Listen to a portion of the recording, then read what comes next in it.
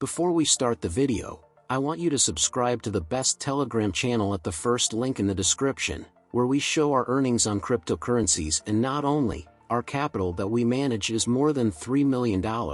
Here you will find only the most useful. Thanks for subscribing. Also in the description is a links to verified exchangers, when you register on which, you get a welcome bonus from me. Let's get to the video.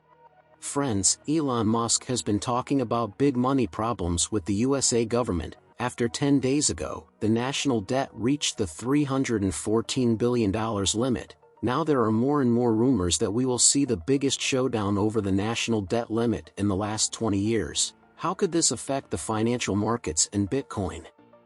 Let's look into it. Elon Musk, as usual, is in his repertoire, and when he has something to say, he posts memes. By the way, here's what he posted in early 2022, and I'm sure no one will say now that it wasn't a prophetic meme. Now we have a new mystery. If you do a simple translation, it's about 4 things that point to big money problems. Namely, you can't balance your budget, you have to borrow to pay your bills, you have to take money from other people to pay your bills, your debt exceeds $30 trillion.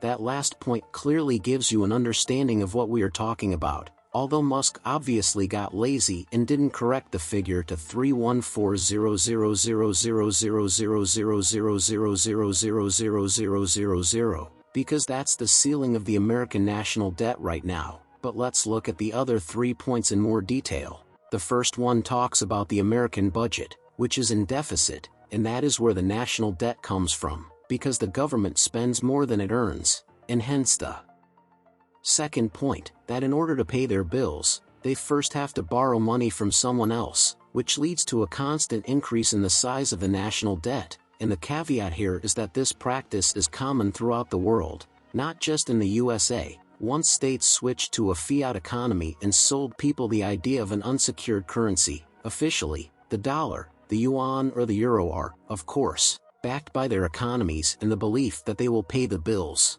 but, in practice, it is up to states to decide how much money to print. If there is any limiting mechanism, it is the very limit of public debt. And in the third point, we are talking about taxes, or more precisely, about the fact that USA intends to raise them to cover the budget deficit, and first of all, the rich, like Elon Musk, will be affected by this increase, and he sure doesn't like it. Why did Musk get into this business in the first place? In fact, he has been concerned about politics ever since last year and has come out in support of the Republicans, even though he himself admitted to voting for Biden in the previous presidential election. What's interesting is that the Democrats used to be completely happy with Musk, but then Tesla lost a number of government subsidies, and Biden started pushing the idea of raising taxes, and that's where Elon reconsidered his political beliefs. What is wrong with American politics, and why do investors in stocks and cryptocurrencies need to know about it? Let's break it down further, and when the active phase of this confrontation begins, I'll let you know on our channel on Telegram. Sign up at the link below the video so you don't miss anything. In 2020, Biden defeated Trump in the presidential election, and the Democratic Party won majorities in both houses of Congress. On the one hand, a strong coalition was formed, capable of making any decision, but on the other hand, no one could tell Biden to step on the brakes and stop the printing press.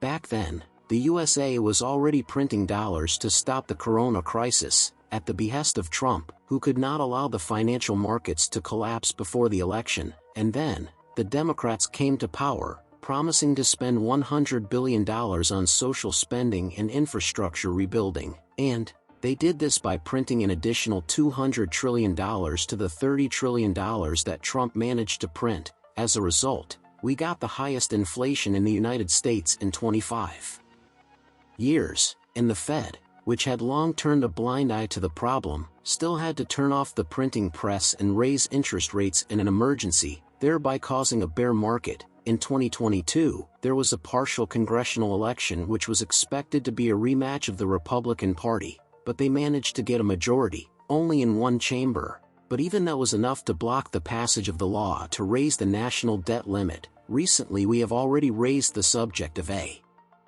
theoretical default of the USA, if it is not done, and it is clear that at the last moment, politicians will agree and the USA, once again, will avoid bankruptcy. However, the degree of political confrontation this time may be very high. The whole point is that next year the presidential election is the best opportunity for the Republicans to show the Democrats' power ineffective in order to earn political points for themselves. So, the Republican spokesman has already said that he's ready to start negotiating with Democrats about budget cuts, and without that, they're not going to vote to raise the cap, and the Biden administration has responded that this situation is not a reason to haggle and we just need to pass legislation. After all, any concession on the part of the Democrats now is an even greater loss of ratings. Both parties are determined, and so there is a high probability that the negotiations will drag on and reach a situation where it will be necessary to suspend the work of some government agencies to save money. Meanwhile, the media and various analysts are pouring oil on the fire that due to the Fed's high rate, servicing the national debt is much more expensive,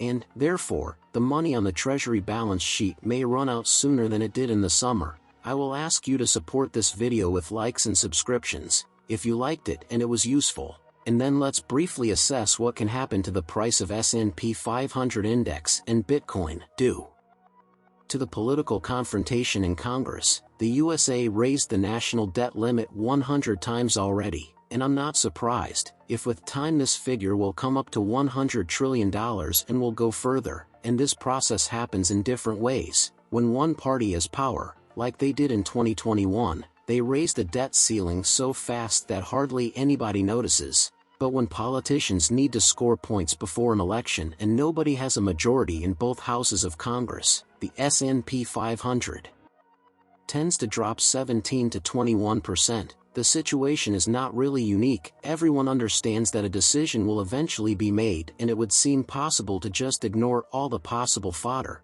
But the stronger the opposition, the greater the fear that politicians will still fail to reach an agreement in time and the economy will suffer irreparable consequences, which makes investors sell risky assets, which are stocks, and now cryptocurrencies. At the same time, in cryptocurrencies, the sell-off is felt many times stronger. While last year, during the entire bear market, the S&P 500 index was down a maximum of 27%. On Bitcoin we saw everything minus 76%, after we had a very bad 2022, and all the weak hands were knocked out of the market. We should hardly expect another 75% drop, but it's worth keeping in mind. And this is not financial advice, but just one possibility of future events, that amid a political crisis, stocks could go back down, and that won't be hindered, even by the positive of stopping the Fed's rate hike, and Bitcoin, in turn, will be at the bottom of $15,000 again. As a reminder, you can see cryptocurrency market events, in real time, in our channel on Telegram. The link is at the very beginning of the description. Thanks for watching, your Cryptanic.